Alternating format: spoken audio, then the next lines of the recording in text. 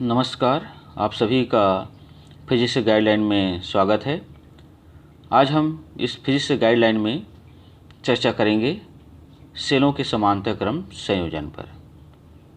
किसी विद्युत परिपथ में प्रबल धारा प्राप्त करने के लिए सेलों को समांतर क्रम में किस प्रकार से जोड़ते हैं, उसे इस चित्र में प्रदर्शित किया गया है।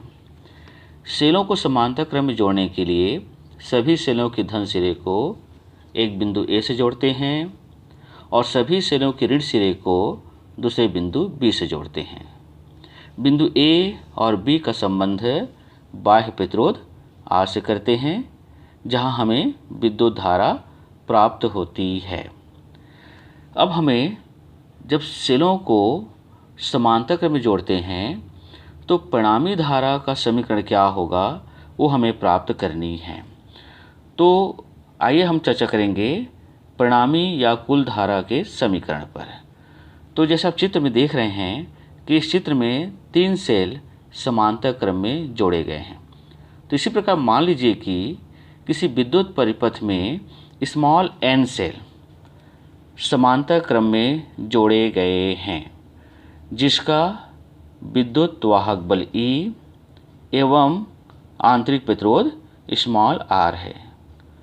चूँकि सभी सेलों के धन सिरे और ऋण सिरे एक ही बिंदु ए और बी से जुड़े हैं, इसलिए इस सभी सेलों का अर्थात बैटरी का कुल विद्युत वाहक बल होगा कैपिटल E। अब चूँकि सभी सेल समांतर क्रम में जुड़े हैं तो उनके आंतरिक प्रतिरोध भी समांतर क्रम में होंगे। तो मान लीजिए कि समांतर क्रम संयोजन में इन सभी सेलों का तुल्य प्रतिरोध यदि स्मॉल r डैश हो तो हम लिख सकते हैं 1/r डैश बराबर 1/r plus 1/r plus 1/r plus n, मतलब n सेल जुड़े हैं तो इसलिए हम यहाँ n लिखे हैं, या इसको लिख सकते हैं n/r। यहाँ से यदि हम r डैश निकालेंगे तो ये हो जाएगा r/n।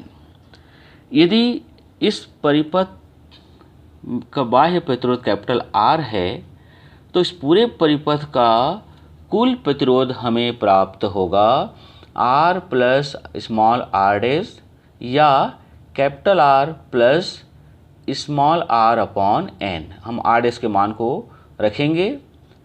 अतः बाह्य परिपथ में प्रवाहित होने वाली धारा का सूत्र ओम के नियम से निकाल सकते हैं कि बैटरी का विद्युत वाहक बल अपॉन परिपथ का कुल प्रतिरोध। तो बैटरी का हमें कुल विद्युत वाहक बल प्राप्त हुआ है कैपिटल E और परिपथ का कुल प्रतिरोध हमें प्राप्त हुआ है R प्लस r/n। इसे हम इस समीकरण रखते हैं। इसे हम हल करते हुए एलसीएम निकाल कर हल करते हैं तो इस प्रकार समीकरण प्राप्त होगा और इसमें से n को हम ऊपर ले जाते हैं तो हमें समीकरण 1 प्राप्त होगा। अर्थात कहने का मतलब है कि जब समांतर क्रम संयोजन में सेलों को हम जोड़ते हैं तो उस स्थिति में परिणामी धारा का सूत्र होता है I बराबर n capital E upon nr plus small r।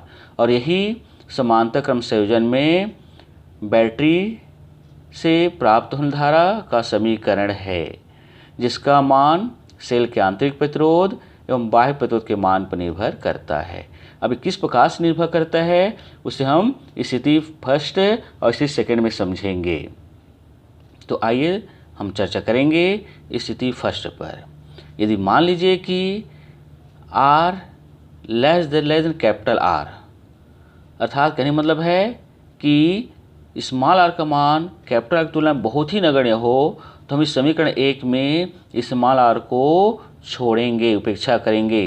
तो हम इस प्रकार समीकरण प्राप्त होगा जिसमें से n को कैंसिल करेंगे तो I बराबर E/R और E/R एक सेल से प्राप्त धारा का समीकरण है।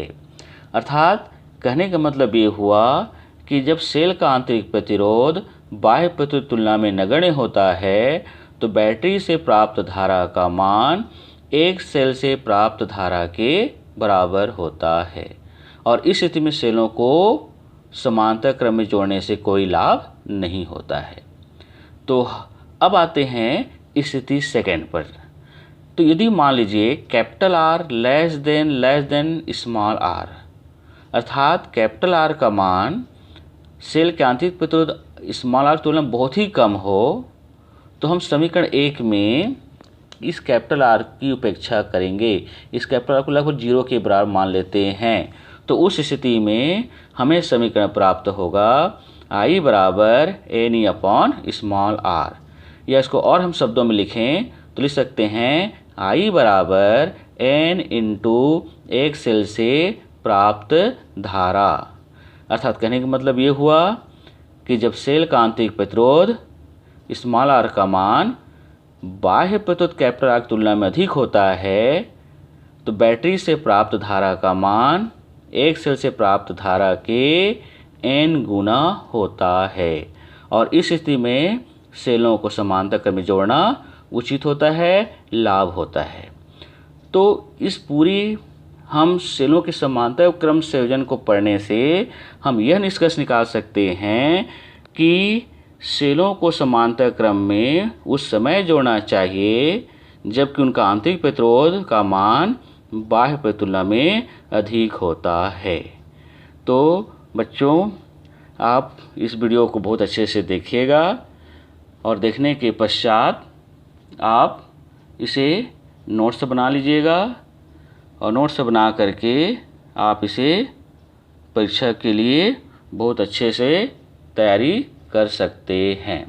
और आपको यह वीडियो अच्छा लगा तो अपने दोस्तों को शेयर करिए, और हमारे चैनल फिजिक्स गाइडलाइन को आप सब्सक्राइब कीजिएगा। धन्यवाद।